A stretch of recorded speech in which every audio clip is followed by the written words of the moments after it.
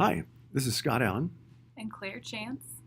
We'll be talking today about export control and controlled unclassified information for CSU. Why export controls? Technology can be used to harm folks, whether or not it's intended for a military purpose. I spent a year in 2008, 2009 serving as target practice for fine fellows like this in the photograph when based in Baghdad. So the purpose of export controls and CUI is to protect people in the United States and the national interest in three different areas: preventing the unauthorized release of sensitive technologies, defending economic security, and advancing foreign policy. There are many government agencies involved, but three primary government agencies involved with export controls especially are the Departments of State, Commerce, and the Treasury. So, what is an export? Many people think of exports only as being physical shipments going outside of the US.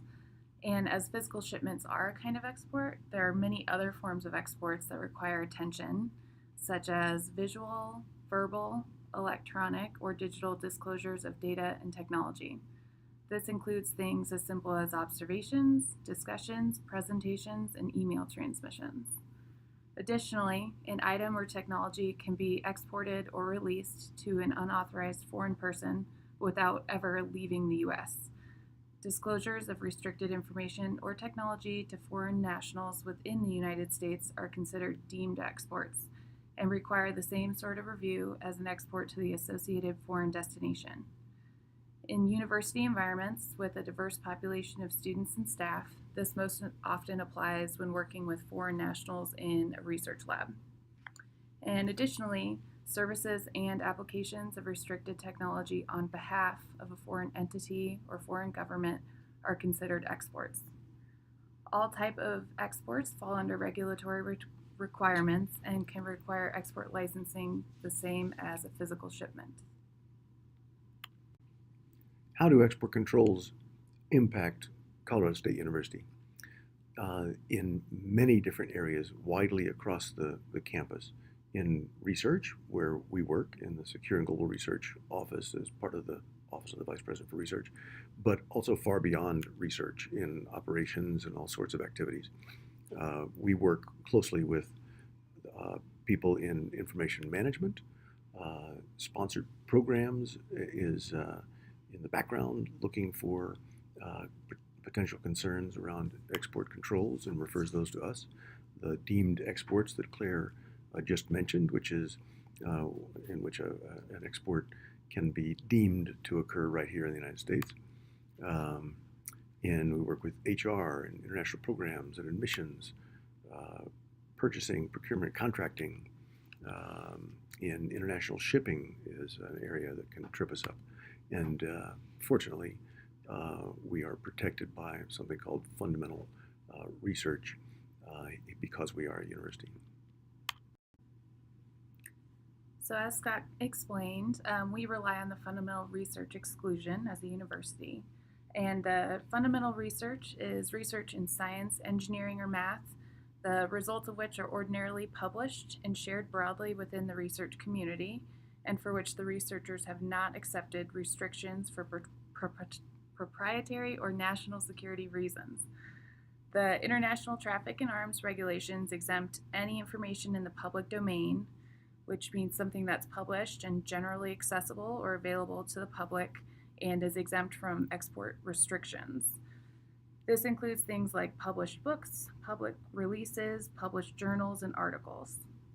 The Export Administration regulations, their definition differs slightly and more directly addresses information defined as publicly available. This includes more detail around educational information like catalog courses at institutions of higher learning, patent applications, and unrestricted government research.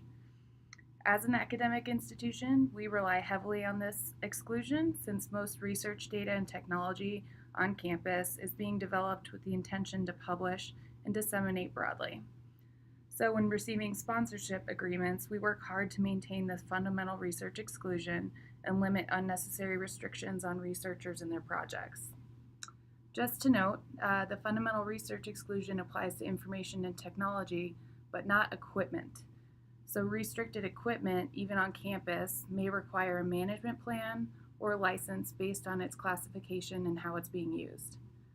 Similarly, the fundamental research exclusion is only applicable for work done in the United States. So that means that any work being done abroad and sending information or items outside of the US falls back under export oversight.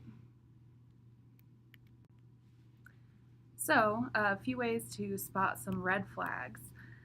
Since we rely on the fundamental research exclusion, we want to just make sure that we take the time to keep it valid if we can.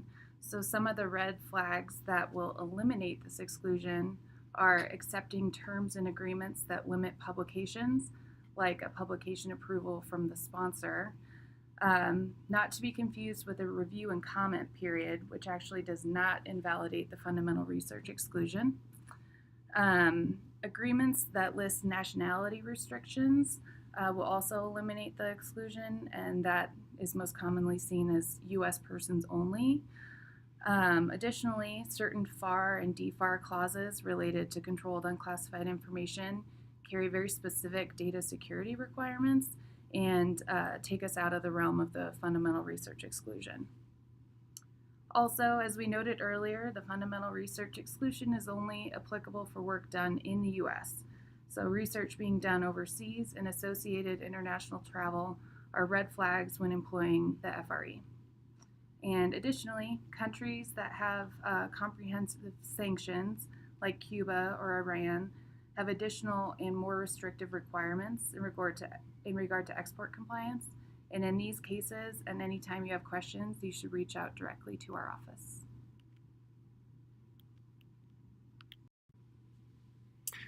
So, for our last slide, we come back to a reminder about why export control. CSU is responsible for following the law, and of course we take that very seriously. And if we were to inadvertently or intentionally violate the law, we could find ourselves subject to fines and even to individuals going to prison, and certainly we face a reputational risk if CSU is in the news for an untoward reason. These impacts can affect anyone within our academic community, from faculty and employees to students to the institution as a whole. And here are some, we'll look at 3 examples. Professor John Reese Roth, emeritus at the University of Tennessee, was found guilty of intentionally violating export control laws and regulations related to a military contract by hiring students from countries that he was advised not to, taking restricted information abroad with him to China, using a colleague's computer there when his computer didn't work, having an Iranian student in the United States send him some sensitive information while he was in China.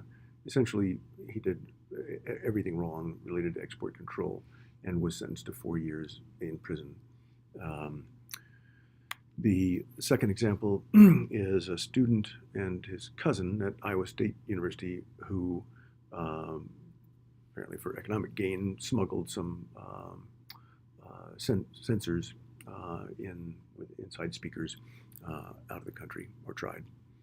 And finally, the University of Massachusetts at Lowell faced a $100,000 fine, lengthy legal battle that apparently cost more than that, and by accidentally exporting some equipment that was not highly restricted to an institute overseas that was on the Commerce Department's restricted entity list.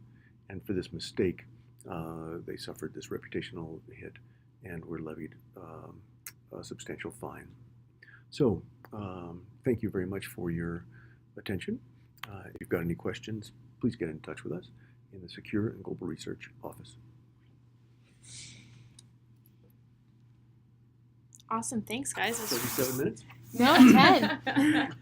All right. That was awesome. Thank you. If we want to record. I wonder if I can play that. Cool. Let me just make sure here that it'll save. Okay. Recently deleted. I know. Yep. I know. No.